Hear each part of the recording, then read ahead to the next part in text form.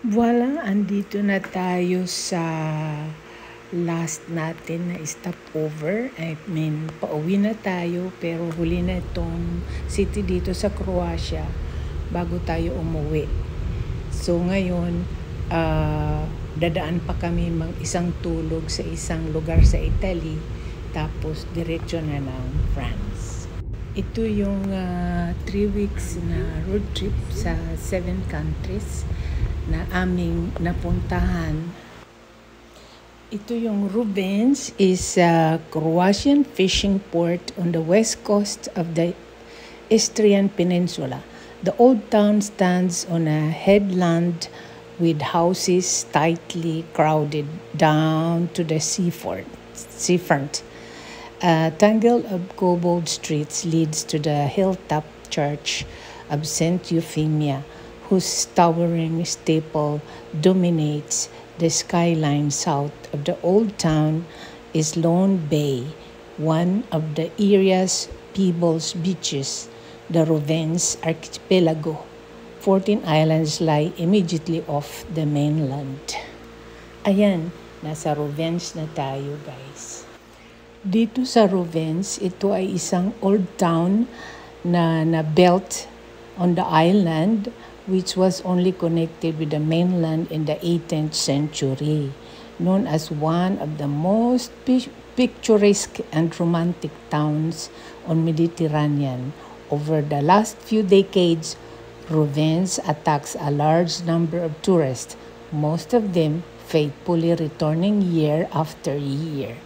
Ayan, very famous talaga itong Rovens, pero sobrang naman ang ganda talaga. Dito sa Rovens, mayroon dito ferry boat na papuntang Venice, Italy, tapos pabalik ng Rovens. Pero ang biyahe nila ay 2 times a day, per day. Tapos 3 hours and 12 minutes ang galing Venice, Italy, papuntang Rovens via ferry boat. Mura lang ang ticket. Pero meron din bus galing sa Venice, Italy, papuntang Rovens ay about 24 euro lang by bus. Yan. According to the last Austrian census in 1911, 97.8% of the population was Italian-speaking. Rovens then belonged to Kingdom of Italy from 1918 to 1947 when it was ceded to SFR Yugoslavia as part of SR Croatia. The original town name Robigno was the change to Rovens. Kasi dati yung Italian ang Rovens pero nakuha ng Croatia. At saka guys, ang shortest ferry ride from Italy to Croatia ay yung shortest ferry from Italy to Croatia pala, looking for the quickest way to get from Italy to Croatia. The fastest ferry from Italy to Croatia is the Trieste to Mali-Lozenj ferry route. The Trieste to Mali-Lozenj ferry is provided by Liberty Lines fast ferries, and the journey takes approximately 30 minutes.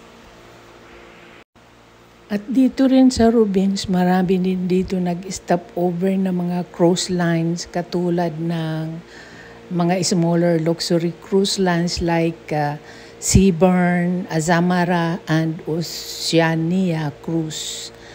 Passengers are tendered directly into the heart of a vibrant harbor where the pastel-colored houses and cobblestone streets on the old town are immediately accessible.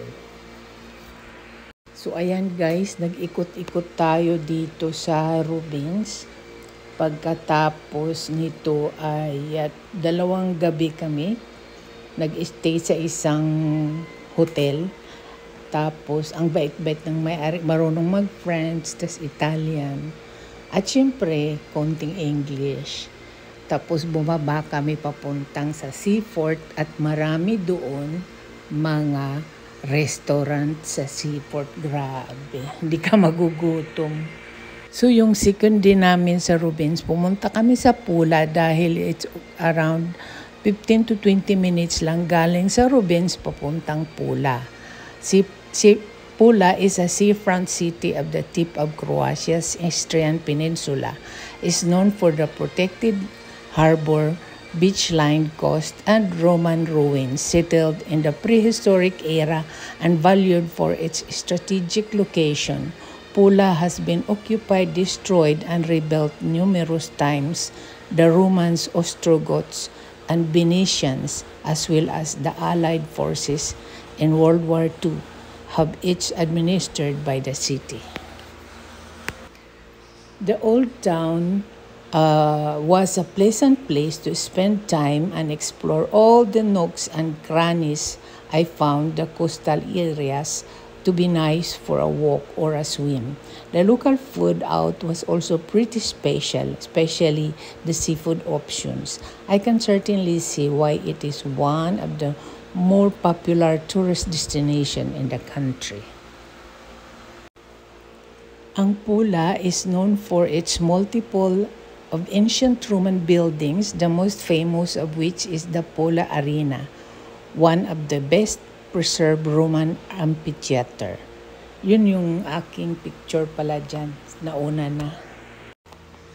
Ang Pula flourished as part of the Austro-Hungarian Empire when it was a shipbuilding hub, and much of the city's architecture dates from the 18th and 19th centuries. As you walk its streets, your guide will tailor your route to your interests, taking in a variety of churches, shops, and viewpoints.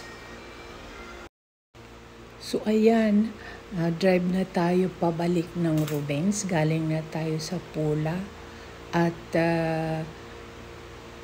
tomorrow morning, magdadrive na ulit papuntang Italy. Tapos matutulog kami sa frontier, malapit ng frontier ng between Italy at saka France. So bukas medyo mahaba-habang biyahe galing Rubens at direksyon ng Milano, Italy. Ciao, ciao guys! I hope you enjoy ang aking konting travel today dahil pauwi na kami kaya medyo mahaba rin dahil 3 weeks kami nasa room. Pero maraming stopover. Just passing through to the border of Italy.